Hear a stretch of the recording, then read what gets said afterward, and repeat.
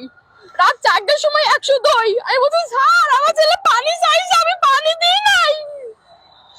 আপনারা কেন রান্না করলেন? 14 মাসের শিশু।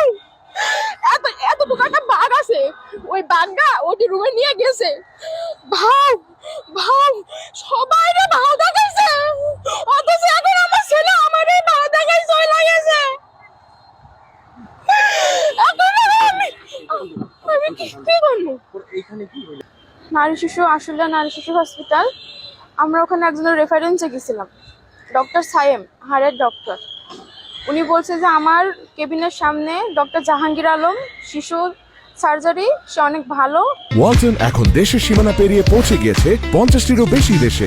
ওয়ালটন, ঘরে ঘরে বিশ্বজুড়ে।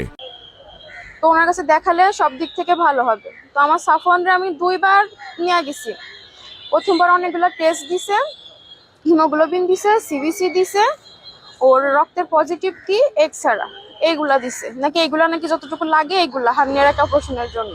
আরে বললো যে অ্যানেস্থেশিয়া ডক্টরকে দেখাইতে। আমি অ্যানেস্থেশিয়া ডক্টরকে দেখাইছি। উনি কইলো যে বাচ্চার ইনফেকশন আছে, একটু সমস্যা থাকলেও যদি অ্যানেস্থেশিয়া পুশ করা হয় তো বাচ্চার জ্ঞান ফেরবে না, এটা সম্ভাবনা নাই। ঠিক আছে, উনি আমাদের শিশু ডক্টরের কাছে পাঠাইলো, শিশু ডক্টর দেখাইলাম ওই রিপোর্টটা নিয়ে। উনি বললো হ্যাঁ ইনফেকশন আছে। আমার জিজ্ঞেস করলো যে বাচ্চার উপর থেকে কোনো ঠান্ডা, কাশি, জ্বর? আমি হালকা জ্বর ছিল কিন্তু আপাতত নাই। আবার যখন নিয়ে গেছি গায়ে র্যাশ ছিল লাল লাল।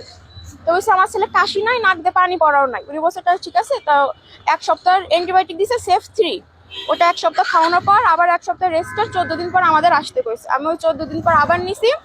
তো আমি ওর বাবা আসলাম রবিবারে ওই রিপোর্টটা নিয়ে। পরে ওনাদের অ্যানেস্থেশিয়া ডক্টরের কাছে গেছি।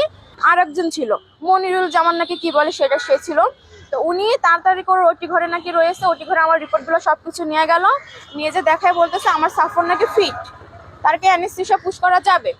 পরে আমার ছেলেরে প্রায় 2টার সময় অপারেশন থিয়েটারে ঢুকাইছে, 3:45টার সময় বের করছে। আমাদের দেখে নিয়ে গেছে যে সাফরের আম্মু কই। আমি গেছি, দেখছি